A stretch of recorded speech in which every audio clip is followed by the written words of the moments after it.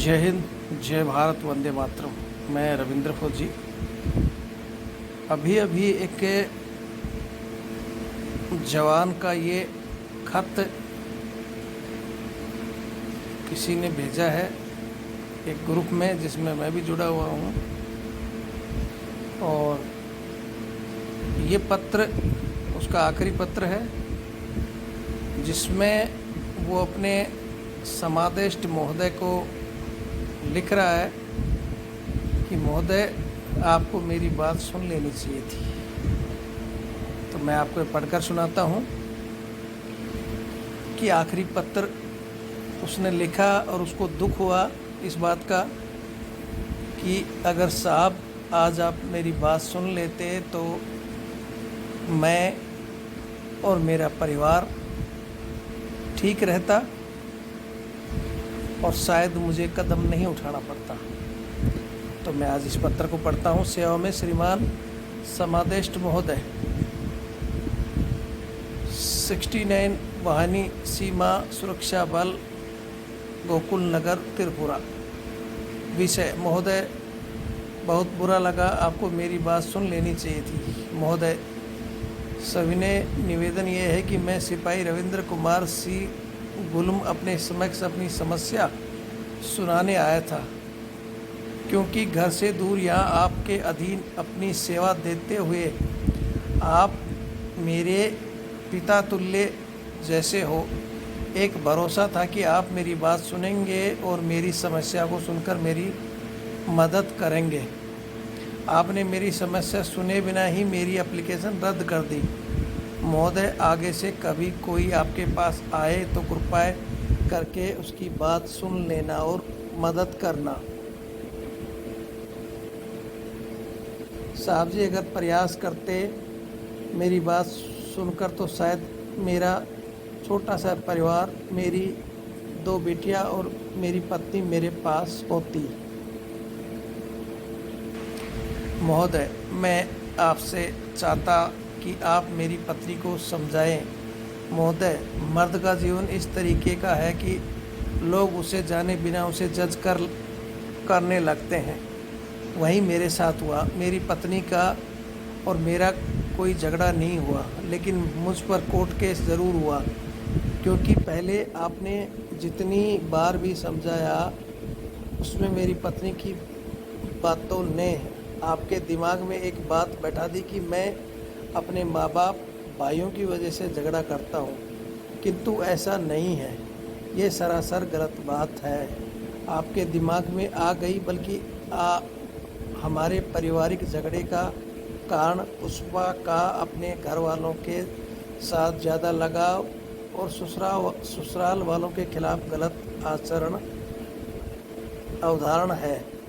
पुष्पा उसकी पत्नी थी, जवान की भाई। पुष्पा मेरे घर की बड़ी बहू है और मेरे भाई की पत्नी की बड़ी बहन।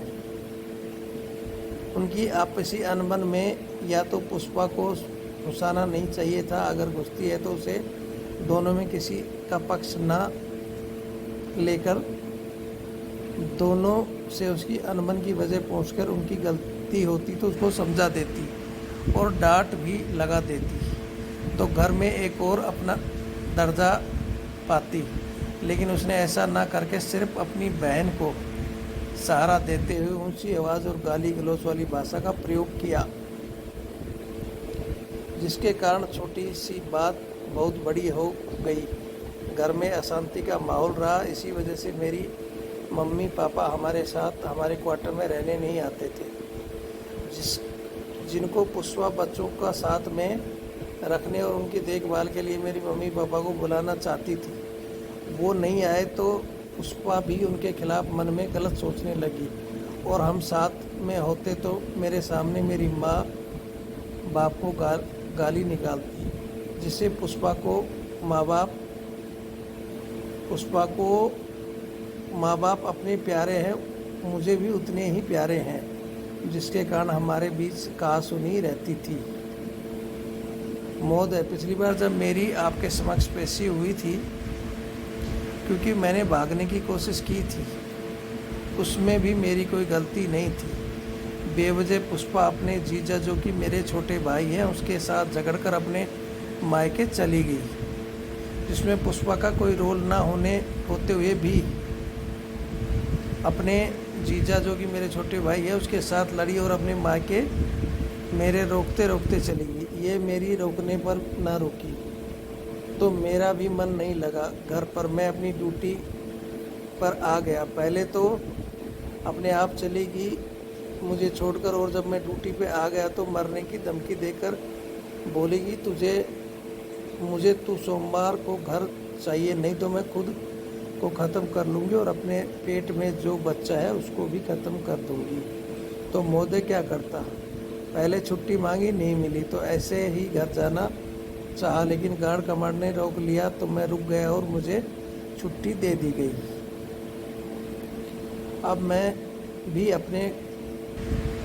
अब भी मैंने कोई झगड़ा या मारपीट या गाली गलौज नहीं की। घर में मेरी बेटी ने जन्मदिन 4/3/2023 को मेरा भाई और उसकी पत्नी के बीच कहासुनी हुई, जिससे हमारा कोई मतलब नहीं था क्योंकि हम दोनों यहाँ वाहिनी में अपने आवास पर उपस्थित थे। लेकिन मेरी सास जो उस दिन जन्मदिन पर आई थी वो उन दोनों को समझाने की जगह मेरी भी की पत्नी को भी ले गई और बेटी और मेरी भाई की बेटी को वीराना गू बोलकर छोड़ गई।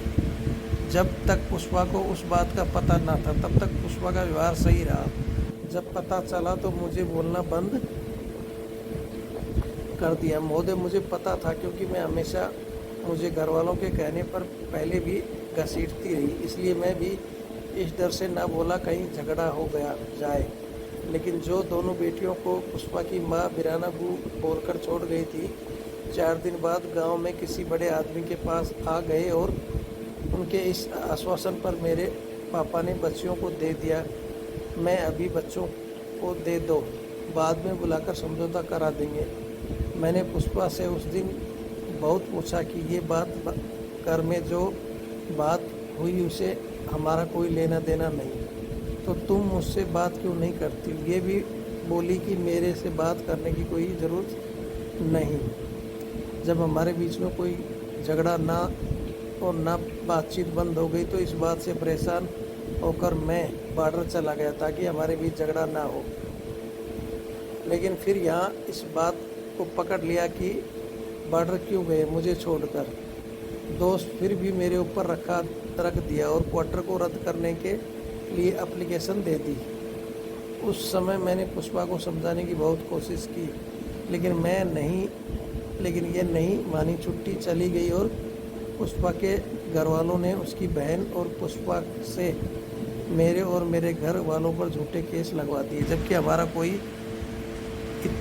इतना आसानी झगड़ा भी नहीं था, इतना आपसी झगड़ा भी नहीं था।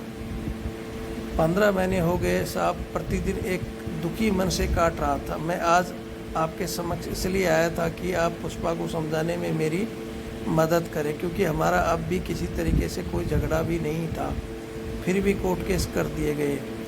जैसे दिन बढ़ते गए वैसे मेरी बातें भी बढ़ती जा रही थी, इसलिए आपके पास आया था कि मेरा रिश्ता बच जाए, क्योंकि भले ही कुछ भी नहीं हुआ हो, मैं अपने इस छोटे से परिवार को बचाना चाहता था। 1 साल पहले भी आपसे रिक्वेस्ट की थी पुष्पा को समझाने की। अगर आपने उस समय साथ दिया होता तो हमारे बीच ठीक हो गया होता, इतनी बात ना बढ़ती।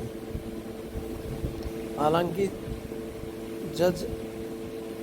जब आपको ये पत्र मिलेगा मैं मर चुका हूँगा, लेकिन महोदय बिना बात सुने और बिना देखे आप बंदे को जज मत किया करो। आपके पास कोई आया है मदद के लिए तो एक आस लेकर आता है, और मैं तो तब आया था जब बिल्कुल टूट चुका था। आगे से कोई आपके पास कोई आए तो समझना कि बड़ी आस लेकर आता है और कृपा करके उसकी मदद करना। महोदय जब इंसान बिल्कुल हर जगह से आयास हो जाता है तो आपके पास आता है, और मैं भी इसीलिए आपके पास आया था। महोदय इतनी आपसे रिक्वेस्ट है कि मेरे मरने के बाद अगर कोई पैसा मिलता है तो उसका 50% पुष्पा को और 50% मेरे मम्मी पापा को दिया जाए, ताकि पुष्पा उस पैसे से मेरी बच्चियों के भविष्य में काम ले सके और माँ बाप उस पैसे से अपना बुढ़ापा निकाल सके।